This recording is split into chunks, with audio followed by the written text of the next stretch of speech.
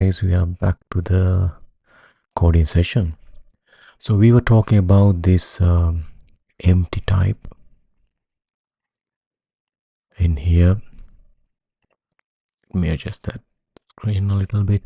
So we have this empty type, guys, and then we were talking about that we don't have any properties here, but still we can pass in something that has some properties. So it's just I'm pretty happy with that.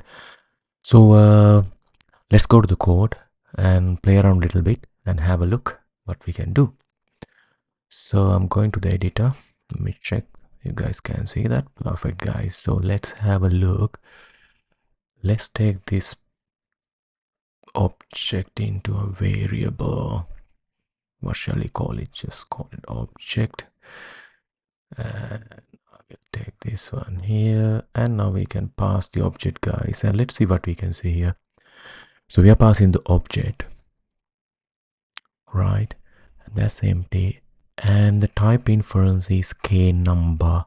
So what we can do is let's define an interface, right?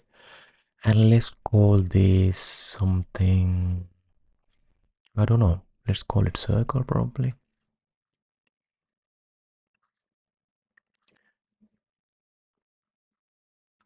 And then what we can do is let's take this type into here. So k will be a number,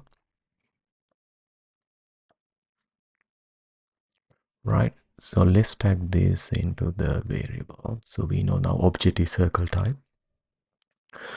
So guys, see now we can pass a circle as an empty type, right? So I think that kind of makes sense as now, because in empty there are no properties. So not having any properties is fine with that. So TypeScript is accepting that. That's okay with the type system. And here we have got this interface, which actually has one property called number. So we can change it to anything, I would say, if we put something like, I don't know, R, a number, right? And then if we pass in R here, say 5, still happy with that. So any number of properties with any kind of type is accessible by the class empty, because its type is no properties. So I mean, it sounds a bit weird, but as per the structural type system and the duck typing concept, it's okay. The shape of this structure is fine.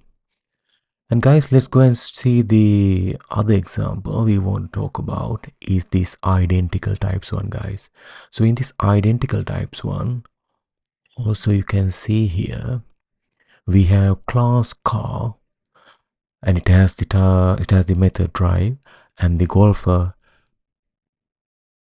it has drive again. And see this assignment.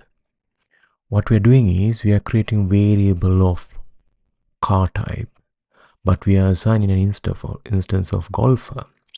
Now again, if anyone coming from Java background like me, or C# or any nominal type system, this is a bit confusing because we can't see any kind of direct relationship between the car and golfer independent types, but we can see we are making a relationship here by saying, right, golfer is a car. But we can't see in the type definition we have that kind of connection. So again, guys, it's down to the structural typing and the duck typing. As you all know, it's just kind of matching based on the properties. So what I would like to do is I'm just going to copy this whole bit and take it to the editor here. And let's try to make some changes to see at what point it would say, no, golf is not a car. I'm just curious about that. So let's try by adding just some sort of a variable. I would say just, we don't need to let it type in for. So we have X. Here we go. X is missing in type golfer, not require type car. So if I just copy the same thing into golfer, it should be fine, right? And also we'll try by changing this drive function. Let's say drive to, And we can see when you change the method as well, it doesn't like it. So if we change this to be 2, and it's happy again. But again, guys, there's no derivation. It's just the type and the property, shape and structure. So I think it's interesting, and it's something if you're coming from like C# or Java or kind of nominal background, then we have something to learn here. And also, I mean, it's quite simple, guys. I mean, it's just as far as it's just kind of like a mindset shifting we have here. If you're thinking like structure, shape is what determines the type compatibility, then we know how the TypeScript work. So yeah, guys, I think I just want to share these with the empty types and the identical types. And of course, this section is to in the TS for Java C# programmers. So you might find some interesting stuff in the functional TS for functional programmers as well.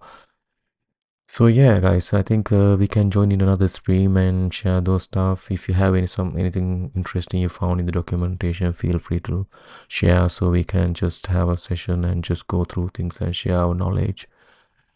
And yeah, guys, so I just kind of rejoined for this stream because we had some connection issue earlier, but looks like it's working fine now. So thank you very much for joining, and also we'll meet up again in another live session.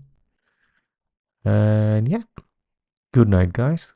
Catch you later.